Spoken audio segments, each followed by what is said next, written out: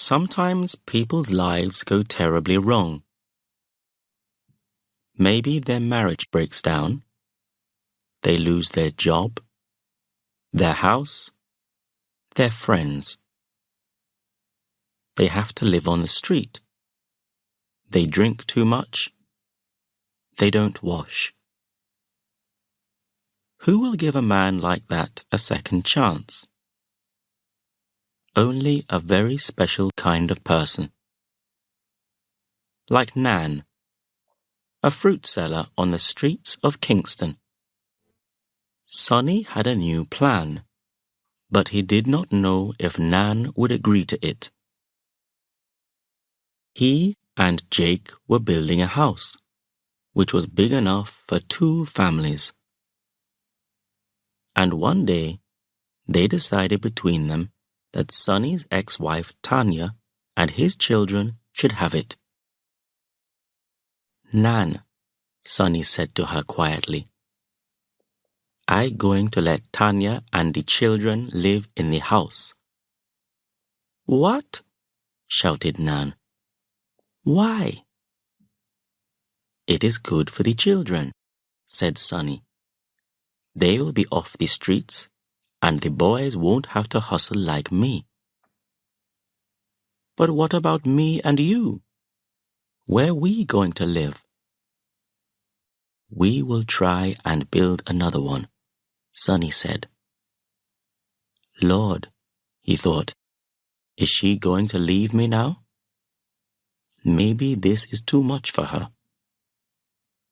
I love her. I hope she understands what I'm trying to do. So, Nan said slowly, you tell Tanya already? I said something about it. Sonny looked away from Nan's eyes. She agrees because it would be good for the children. I don't want my daughters living and dying like dogs on the streets of Kingston.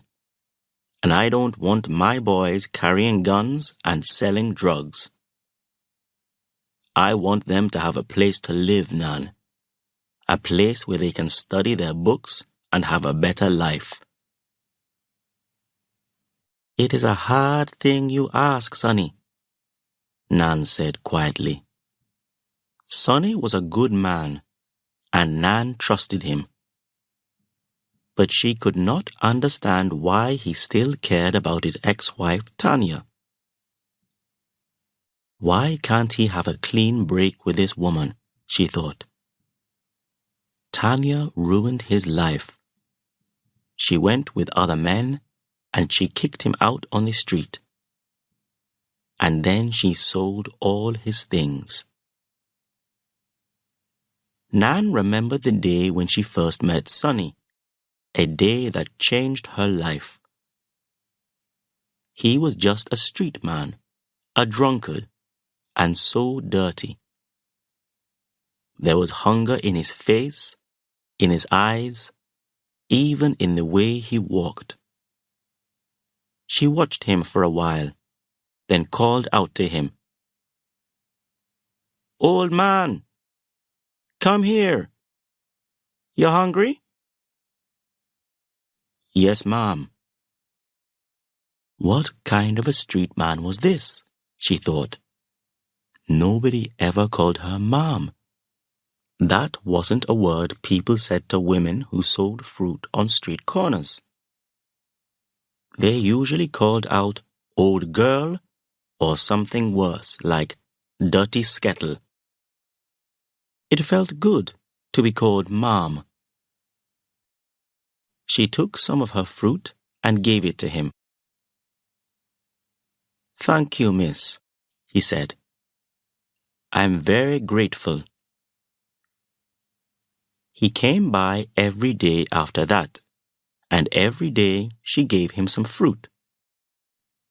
Then one day, she took him to the church on Harbour Street, which helped street people with their drink problems. They agreed to help him and took him in. 2 months later, a clean, tidy man in a light brown suit stopped by her stall and said, "How are you, madam?"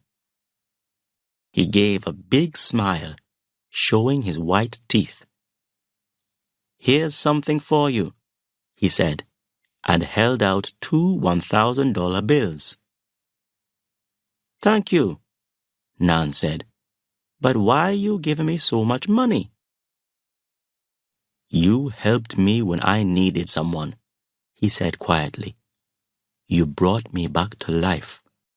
Nan stared at him, not understanding. "I was that old drunkard on the streets," he explained, "and you gave me food every day." "What?" said Nan. "I happy to see that you are right now." "Yes, thanks to you. I now have a job with the town council, you know. I drive the garbage truck." Nan smiled happily. She went on smiling for the next year and a half. She felt young again and full of hope. At last she could forget the sad years when she was 16, with a baby, and no chance to go to school and get a better life for herself. She and Sonny started living together, and now they were planning to get married and have a home of their own. She decided to give Sonny this one thing, and to give it freely, because she trusted him. "Okay, go on," she said to Sonny. "Let them live in the house, and we will work together to build our own." Sonny put his long arms around Nan's comfortable body and pulled her close. He understood what she was saying, that she trusted him, that she was strong enough to wait. He put his mouth close to her ear and whispered, "Thank you."